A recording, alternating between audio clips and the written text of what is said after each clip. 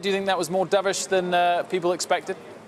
Well, I think there's a lot more patience than I would have expected, but the bottom line of what the Fed is saying is very much in line with what my thinking is, which is that they've moved to a situation where they really want to emphasize that they're not locked into any future path of monetary policy. And so this idea that a gradual increase every other meeting, they were going to raise rates, that's done, and rightfully so. The issue here is where the economy is heading, and I think that they are quite nervous about two issues. The issue of what might happen in terms of trade war, and also the dysfunction in Washington. This craziness with the shutdown is clearly an example of something that can be very damaging both to confidence and to the economy. On the other hand, the economy actually has been doing quite well, is quite strong. So I think what they're saying is that there's a lot more uncertainty because of these other factors, and they want to wait and see how they resolve. And I think that's extremely sensible. But I should point out that that the market's taking the view the Fed won't continue to raise rates is a little bit too that they're a little bit too optimistic about that.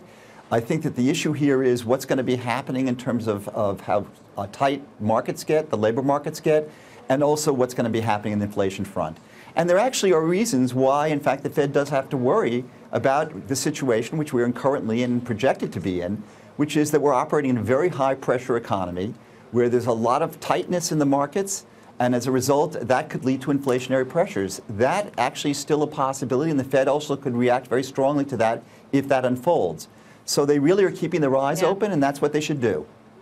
The other big change was the language around the balance sheet policy. I mean, this was a pivot as well from on automatic pilot to now flexibility when it comes to adjusting what they do with the balance sheet. Do you think they'll actually change course on this front? I think that the answer is they're not going to change if there's no reason to. So they do want to shrink the balance sheet. They don't want to shrink it as much as many people thought, because they're actually very happy to run monetary policy with a lot of excess reserves in the banking system.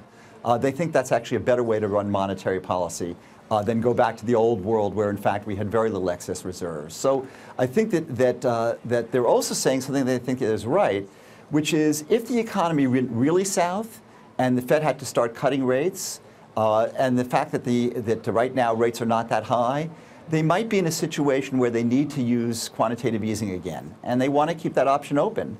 Hopefully we won't get there, and they can actually shrink the balance sheet at a steady pace till they get to where they want to get to. But there's a lot of uncertainty, and then they're a little bit worried. Given that it seemed today's statements kind of put the burden of proof back on people who think they should resume tightening, what is it going to take for that to, again, be the likely case? We do really just have to fixate on the inflation numbers for now? Well, I think the inflation number is important, but it's also resolution of some of the craziness that we're worried about right now.